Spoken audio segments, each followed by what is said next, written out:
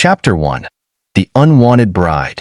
In the cold, glittering halls of the planet Mirith, an alien race known as the Solari lived beneath towering spires of iridescent metal that shimmered in hues of violet, silver, and gold.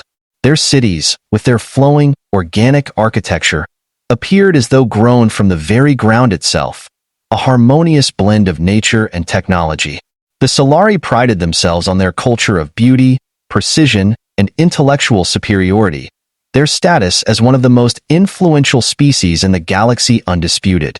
But beneath the surface of their elegant civilization, the Solari held tightly to their hierarchies, and their ideas of perfection were ruthless. The Solari's highborn caste, the Elithir, ruled with an iron hand, often dictating the paths of the lower ranks and marginalizing those who failed to meet their exacting standards of appearance and form.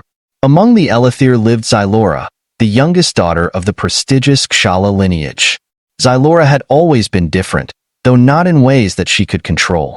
Born with a genetic anomaly that caused her skin to form dark, marbled patterns, she had been an object of whispered rumors and disdain since her childhood.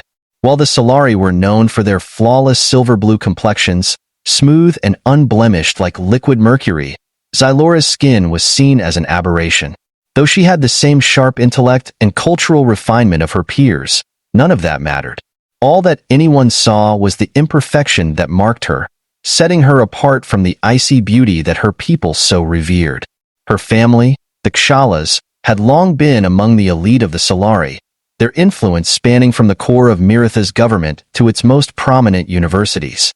For generations, they had been the symbol of the Solari ideal, perfect in form, brilliant in mind, and powerful in presence.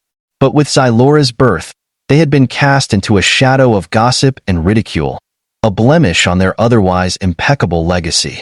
As Xylora grew into adulthood, her family's shame deepened. Every one of her siblings had been betrothed to important figures within the Solari nobility, securing the family's status further. Yet, Xylora remained unclaimed, unwanted. It wasn't that she lacked suitors. Many noblemen came, intrigued by her lineage, but as soon as they saw her, their interest faded.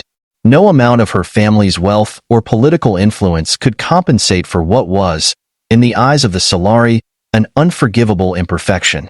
Xylora had grown accustomed to the stares, the whispered insults, the pointed looks at gatherings where other women flaunted their perfect appearances. But beneath the calm, composed exterior she always showed the world, she was deeply hurt. She had never been given the chance to prove herself as more than her skin, as more than her outward appearance. The Solari cared little for the person within if the external form did not align with their ideals. Her parents, especially her mother, had grown increasingly bitter over the years. "If only you could be like your sisters, Xylora," her mother would say with a cold, distant sigh. "If only your appearance matched your intelligence. What a tragedy that your brilliance should be wasted."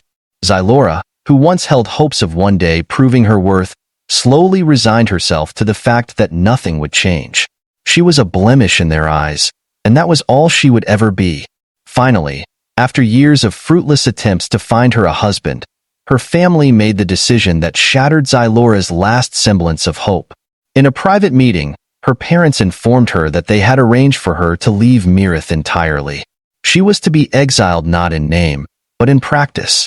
She would be sent to one of the outer colonies on the fringes of the galaxy, where the Solari had little influence and where no one would care about the color of her skin. There, she would be free to live her life away from the constant scrutiny of Solari society, and more importantly, she would no longer be an embarrassment to her family. Xylora stood in stunned silence as her parents delivered the news. There was no kindness in their words, no hint of remorse. To them, this was the only logical conclusion to their long-standing dilemma. It was as if she were an unwanted object, finally being cast away after years of being tolerated. "I understand," she had said, her voice steady though her heart felt like it was breaking. She had long since learned to hide her emotions, to conceal the pain behind a mask of indifference. Tears would not help her now. Begging would only degrade her further in their eyes. Within days, the preparations were made. Xylora was given a small, outdated transport ship, barely equipped for long journeys, along with a few days of rations and supplies. Her family had not even bothered to see her off. Only her younger sister had come to say goodbye, though even she had done so with a mixture of pity and relief that she was not the one being sent away. As the ship's engines ignited and Xylora left the gleaming towers of Mirith behind, a cold emptiness settled in her chest. She had no destination, no clear idea of what she would do or where she would go. The outer colonies were a dangerous and unpredictable place, far removed from the sophistication of Solari civilization. But what choice did she have? There was no life left for her on Mirith. The journey through space was long and arduous. Xylora piloted the small ship with a practiced hand, though the technology was outdated and temperamental. Days passed in silence, with only the hum of the ship's engines and the occasional flicker of starlight outside her viewport to keep her company. Alone with her thoughts, Xylora reflected on the life she had left behind and the uncertain future that awaited her. But fate, it seemed, had other plans. Halfway through her journey, the ship's systems began to malfunction. Alarms blared, warning lights flashed, and Xylora frantically tried to stabilize the craft. The ship had been neglected for years, and its systems were failing one by one. Before she could do anything to prevent it, the engines cut out entirely, sending the ship spiraling toward the surface of a nearby planet. Xylora's heart raced as she struggled to regain control, but it was too late. The ship entered the planet's atmosphere, and the once glimmering stars were replaced by the burning heat of re-entry. Her last conscious thought before the ship hit the ground was a fleeting hope that the crash would be quick and painless. When she awoke, pain shot through her body, but she was alive. The ship had crash-landed on a barren, rocky landscape. The air was breathable, but the atmosphere was thin, and the cold bit at her skin. Staggering to her feet, Xylora surveyed the wreckage of her ship. The damage was beyond repair. As she took in her surroundings, she realized that she was not alone. In the distance, she spotted a small, isolated outpost, a human settlement. She knew little of humans, but they were known throughout the galaxy as resilient, resourceful, and fiercely independent. Perhaps they would offer her help, or perhaps they would see her as just another burden, another unwanted outsider. Summoning the last of her strength, Xylora made her way toward the outpost, her heart heavy with uncertainty. She had been rejected by her own people, cast out to fend for herself. Now, she would have to plead with a stranger, a human, for aid. And so, her journey began. Chapter 2. A Desperate Proposal. The biting cold of the planet's surface clung to Xylora as she trudged toward the distant outpost. The wind howled in the barren wasteland, sweeping up clouds of dust and debris. Her legs felt heavy, and each step seemed to sap more of her dwindling strength. Her body ached from the crash, but she pressed on, driven by the faint hope that whoever lived in the outpost might offer her shelter, or at the very least, a chance to survive. The closer she got, the clearer the outpost became, an aging, rusted structure, seemingly held together by a patchwork of metal plates and reinforced panels. It was small, perhaps a single building with a few adjacent storage units, the kind of place meant for a single occupant or a small crew. The settlement was far from the sleek, elegant designs of Solari architecture, but to Xylora, it was a beacon of hope. As she approached, her vision blurred, and her knees buckled under the strain. She had been running on sheer willpower for hours. Before she could collapse, a figure emerged from the outpost. Tall and broad-shouldered, the human male stood silhouetted against the harsh light of the planet's twin suns, his clothing worn but sturdy. He moved toward her cautiously, a large wrench in his hand, likely more out of caution than malice. Xylora tried to speak, but her voice failed her. She had never been this close to a human before, and her mind raced with fear and uncertainty. She had heard stories of their unpredictability, their strange customs, but none of those tales could prepare her for the moment she locked eyes with him. The human knelt beside her, his expression a mix of confusion and concern. "Whoa, easy there," he muttered, his voice rough but not unkind. He carefully pulled her up to her feet, supporting her weight with surprising gentleness. Xylora's head swam, and she barely registered his words. "My ship crashed," she managed to whisper, Her voice strained. The man glanced over his shoulder at the distant wreckage of her ship, his brow furrowing. "Yeah, I saw that," he said. "You're lucky to be alive. This planet's not exactly hospitable."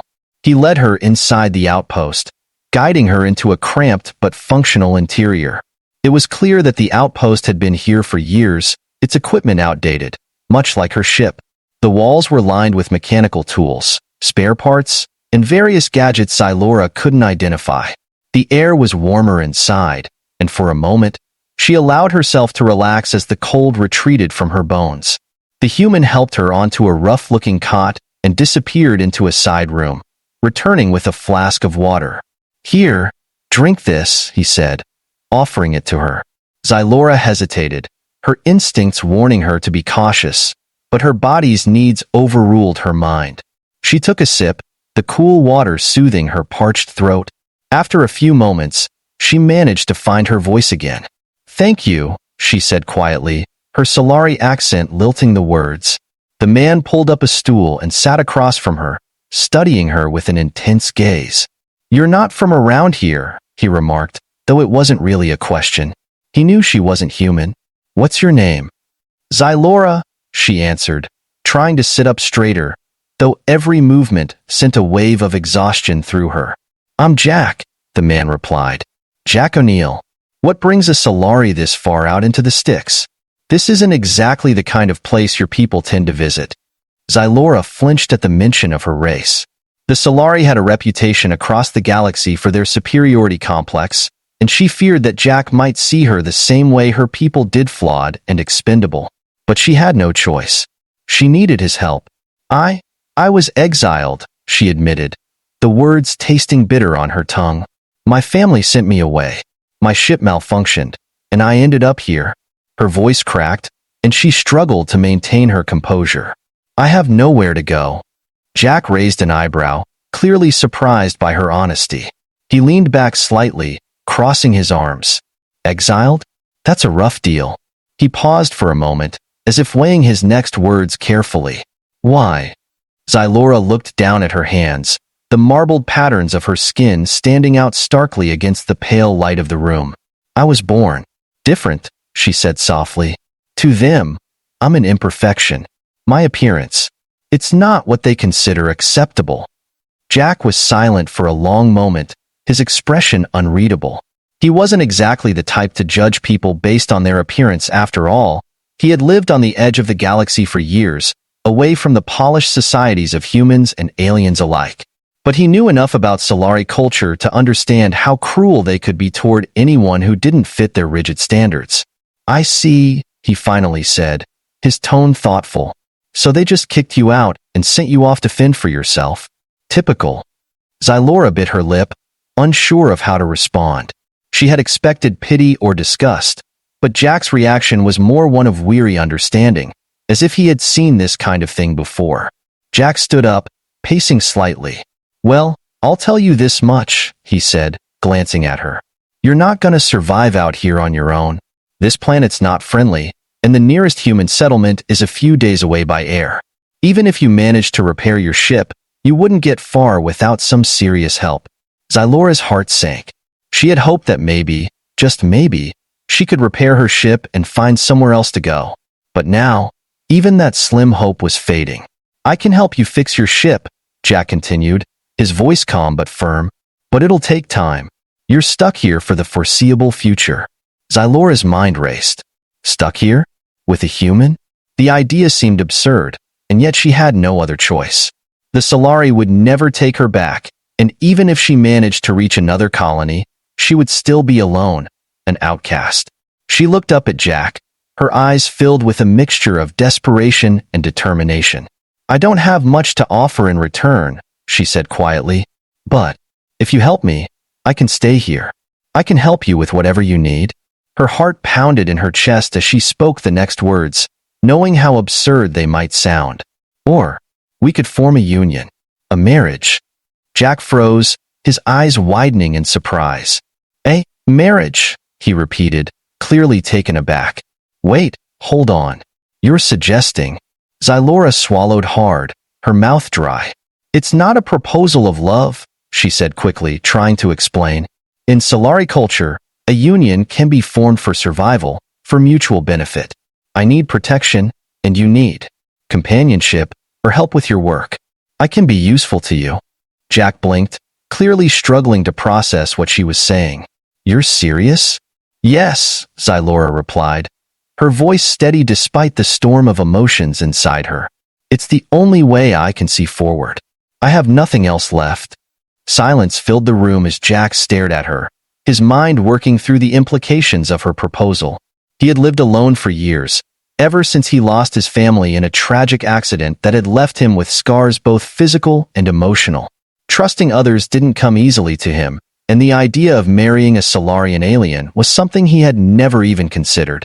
But as he looked into Xylora's eyes, he saw the desperation there, the fear and the vulnerability she was trying so hard to hide. She was not asking for love or affection, she was asking for a chance to survive. And in a way, he understood her pain more than she realized. After what felt like an eternity, Jack nodded slowly. All right, he said quietly. We'll figure this out together. Chapter 3. A New Kind of Bond. The days passed slowly, each one blending into the next. Life on Kalos was a far cry from the glittering, cold towers of Mirith. Here, the air was harsh and dry, the landscape a barren expanse of rocky hills and deep, jagged canyons.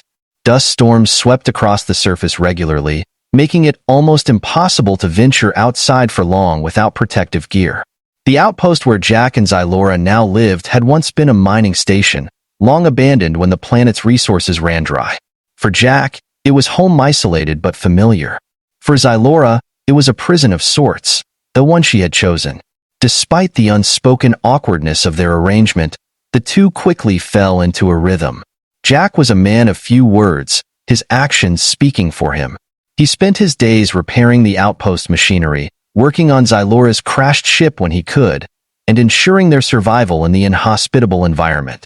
Xylora, for her part, did what she could to assist, though her expertise lay in the intellectual realms of Solari knowledge science, mathematics, history, not the practical mechanics that Jack specialized in. At first, Xylora felt useless. The tools Jack used were foreign to her, their crude designs a stark contrast to the elegant, sophisticated technology she had been accustomed to on Mirith. But as time went on, she began to learn. Jack, though gruff and distant, was patient in his own way. He taught her how to handle the various tools, how to fix simple systems, and how to make repairs to the failing equipment in the outpost. Slowly, her confidence grew, and she started to contribute more meaningfully. It wasn't just the physical work that occupied her mind, though. Xylora found herself reflecting on the strange situation she now found herself in. Jack was a mystery to her, a human who had chosen to live on the fringes of the galaxy, far from his own people. He spoke little of his past, but Xylora could sense the weight of loss that hung over him. It was there in the way he avoided personal questions, in the way he would sometimes stare out into the distance for long periods of time, lost in thought. Their marriage, such as it was, remained a formality, nothing more than a survival pact. There was no ceremony, no shared vows, only a quiet understanding that they were now bound together by necessity. But as the days turned into weeks, something began to shift between them. What had started as an arrangement of convenience was slowly transforming into something deeper, though neither of them could fully articulate it. One evening, after a particularly grueling day of repairs, Xylora found herself sitting outside the outpost, watching the twin moons of Kalos rise over the horizon. The air was cooler now, the harsh wind having died down to a gentle breeze. She was exhausted, her muscles sore from the unfamiliar physical labor, but there was a strange sense of peace in the quietness of the evening. Jack appeared beside her, carrying 2 cups of the hot, bitter brew he often drank. He handed one to her without a word, then sat down on the rocky ground next to her. They sat in silence for a long time, the only sounds the distant rustling of the wind and the soft clinking of their metal cups. Xylora sipped the drink slowly, the warmth spreading through her tired body. It was strange, she thought, how different this life was from everything she had known. On Mirith, she had been surrounded by beauty, by luxury, by the constant judgment of others. Here, there was none of that. It was just her and Jack, living in the moment, surviving together. "You're getting better at fixing things," Jack said suddenly, breaking the silence. His voice was rough, but there was an unmistakable note of approval in it. Xylora smiled faintly, though she didn't look at him. "I had a good teacher," she replied. Jack shrugged, as if to dismiss the compliment, but she could see the faintest hint of a smile tugging at the corner of his mouth. It was rare to see him smile. He was a man who carried his burdens quietly, without complaint. But in these small moments, Xylora began to see glimpses of the person beneath the gruff exterior. "Why are you here?" she asked suddenly, the question slipping out before she could stop herself. Jack didn't respond right away. He stared out at the moons, his face unreadable in the dim light. For a moment, Xylora thought he wasn't going to answer, that he would brush off the question as he had so many times before. But then he spoke, his voice quiet and filled with a weight she hadn't expected. "I lost my family," he said simply. "A long time ago." Xylora turned to look at him, surprised by the vulnerability in his tone. Jack rarely talked about himself, and she hadn't pressed him for details, sensing that it was a painful subject. But now, the walls he had built around himself seemed to be crumbling, if only for a moment. "I'm sorry," she said softly, unsure of what else to say. Jack nodded, but he didn't look at her. "It was an accident. We were on a ship, traveling between colonies. There was a malfunction in the life support systems. They didn't make it." Xylora felt a pang of sympathy for him. She had always sensed that there was something in his past that had driven him to this isolated life, but she hadn't imagined it was something so tragic. "I stayed out here after that," Jack continued, his voice low. "Didn't see the point in going back to the colonies. Too many memories. Too much pain." Xylora reached out, placing a hand on his arm. It was a small gesture, but it was all she could offer. "I understand," she said quietly. "I know what it's like to lose everything." Jack finally turned to look at her, his eyes meeting hers. For a moment, there was something unspoken between them, a shared understanding of the loneliness that had shaped both of their lives. They were two people from different worlds, bound together by circumstance, but in that moment, they were more alike than they had ever realized. "Thanks," Jack said after a long pause, his voice softer than before. He didn't pull away from her touch, and for the first time, Xylora felt like they were truly connected, not just as two people surviving together, but as something more. The following weeks passed in a blur of routine and quiet moments of connection. Xylora continued to learn the ways of the outpost, her skills growing with each passing day. She found herself enjoying the work, the satisfaction of fixing something with her own hands. It was a far cry from the academic pursuits she had once immersed herself in, but it was fulfilling in a different way. Jack, too, seemed to change.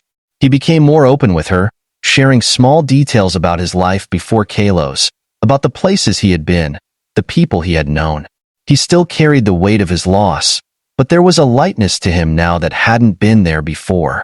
Xylora found herself drawn to him in ways she hadn't expected, her initial desperation giving way to something deeper, something real. One night, as they sat together in the dim light of the outpost's main room, Jack looked at her with an intensity that made her heart skip a beat. "Xylora," he said quietly, "this thing between us, it's more than just survival now, isn't it?" Xylora felt her breath catch in her throat. She had known it too, deep down, but hearing him say it made it real in a way she hadn't fully allowed herself to acknowledge. "Yes," she whispered, her voice barely audible. Jack reached out, taking her hand in his. "I never thought I'd find someone out here," he said, his voice filled with a quiet sincerity. "But I'm glad it's you." Xylora's heart swelled with a warmth she hadn't felt in a long time. For the first time since leaving Mirith, she felt truly at peace, truly at home. And as she looked into Jack's eyes, she knew that they had both found something neither of them had been searching for but desperately needed. They had found each other. Chapter 4. The Choice They Made. The days on Kalos bled into one another, and yet, for Jack and Xylora, time no longer felt like an enemy. It had been months since her crash, months since their unlikely union, and while the planet remained unforgiving, their bond had grown strong. What had started as a marriage of survival was slowly becoming something neither had expected. It was a shared life, built on mutual respect, understanding, and, in time, affection. Xylora often found herself thinking about the future now, something she hadn't dared to do in the early days of her exile. The Solari were always in the back of her mind, lurking like a shadow she couldn't quite escape. She had no illusions about them forgetting her existence. Eventually, they would come looking not out of concern, but because leaving a noble daughter unaccounted for could lead to scandal. The Solari were meticulous in maintaining their image, and the Kshala family would want to erase the blemish of her banishment. She hadn't told Jack of these fears, not wanting to burden him with worries that might never come to pass. He had enough to deal with in maintaining their life on this barren world. Together, they had made the outpost not just livable but comfortable, in its own way. With each passing week, their connection deepened, and Xylora found herself thinking less of the Solari and more of the life they were building together. But the past has a way of catching up when least expected. It was on an evening like any other quiet, with the twin moons casting their pale light over the jagged landscape, that the unexpected happened. Jack and Xylora had been sitting outside, enjoying the coolness of the evening air after a long day of repairs. Xylora had just started to relax when a flash of light in the distant sky caught her attention. At first, she thought it might be another ship crashing, much like hers had all those months ago. But as the light grew brighter and more defined, she realized it was no accident. A Solari vessel, sleek and unmistakable, was descending toward the outpost. Her heart lurched. They had come for her. Jack saw the look on her face and followed her gaze. "What is it?" he asked, his voice low and steady, but Xylora could hear the underlying tension. "It's them," she whispered, her voice tight with fear. "The Solari." Jack's expression hardened, his jaw clenching. He stood up, his broad frame casting a long shadow in the moonlight. "What do they want?" Xylora shook her head, her mind racing. "They'll want to take me back, to erase the mistake of my exile. They'll offer me a place in their society again. Or they'll force me." "And what do you want?" Jack asked, his voice cutting through her spiraling thoughts. "What do you want, Xylora?" The ship landed not far from the outpost, its sleek, metallic body gleaming under the pale light. Xylora's pulse quickened as the boarding ramp descended, and two Solari figures emerged, their movements graceful and deliberate. One was a woman, tall and regal, her silver-blue skin glowing faintly in the darkness. The other was a man, equally poised, his eyes cold and calculating. Xylora recognized them both envoys of the Solari High Council. She took a deep breath, her heart pounding in her chest. "I don't want to go back," she said, her voice barely audible. "I don't belong there anymore." Jack nodded, his face unreadable. "Then we'll deal with this together." As the envoys approached, Xylora stepped forward, her head held high. She wouldn't show fear, not now. She had lived through worse, and with Jack by her side, she was no longer the frightened, rejected daughter she had once been. The female envoy, with her pale hair cascading down her back like liquid silver, spoke first. "Xylora of House Kshala," she said, her voice smooth and authoritative. "We have come to bring you back to Mirith. The High Council has decreed that your exile was a mistake. You are to return to your family and resume your place in society." Xylora's jaw tightened. "And what of my appearance?" she asked, her tone sharp. "Has the council suddenly decided that I am no longer a stain on their perfect image?" The male envoy, his eyes narrowing slightly, replied, "Your condition has been reconsidered. The council now views it as a symbol of resilience.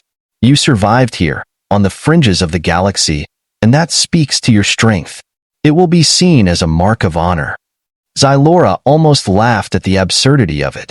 They had cast her out because she was different, and now they wanted to use that difference to their advantage. It was all politics, all about maintaining the illusion of perfection. They didn't care about her. They cared about what she represented. "I don't want to go back," Xylora said firmly, her voice steady. "I have a life here now. I don't need the council's approval." The female envoy's gaze shifted to Jack, standing silently beside Xylora. Her eyes flickered with disdain, though she tried to hide it. "A human?" she said, her tone dripping with incredulity. You've bonded with a human? Xylora squared her shoulders. Yes, and it's more real than anything I ever had on Mirith. The male envoy's lips thinned into a line of disapproval. You don't understand what you're giving up, he said coldly. You are of noble blood, Xylora. You belong among your people, not on some forsaken planet with a human. We can offer you wealth, power, a place in the council itself. Xylora felt a flicker of doubt. The life they were offering her was everything she had once dreamed of, a place of honor, a chance to reclaim her family's name. But as she glanced at Jack, who stood silently beside her, she knew that the council's promises were hollow. They would never accept her for who she truly was. They wanted her only because they could use her. I have all that I need, she said, her voice quiet but resolute. I'm staying here. The female envoy's eyes narrowed, her patience clearly waning. You are making a mistake, Xylora. The council does not extend second chances lightly. If you refuse now, you will never be offered this again. Xylora's heart raced, but she didn't waver. I've already made my choice. The envoys exchanged a glance, their expressions cold and unreadable. The male envoy spoke again, his voice hard. Very well. You've chosen your path. But do not expect mercy from the council when you realize the gravity of your mistake. Without another word, they turned and retreated to their ship, the ramp retracting as they disappeared inside. Moments later, the ship lifted off the ground, disappearing into the sky as quickly as it had come. Xylora watched it go, her chest tight with a mixture of relief and anxiety. She had made her choice, but there was no going back now. Jack stepped closer, his hand resting gently on her shoulder. You okay? Xylora exhaled slowly, the tension leaving her body. Yes, she said, her voice steady. I'm okay. She turned to face him, her heart full of gratitude and something she hadn't allowed herself to fully feel until now. Thank you, she whispered, her eyes locking with his, for standing by me. Jack's lips curled into a small smile, his hand moving to gently cup her face. I told you, we're in this together. And in that moment, Xylora knew that she had made the right choice. She had found something far more valuable than wealth or status. She had found a home, a partner, and a love that was stronger than anything the Solari could offer. Together, they would face whatever the future held.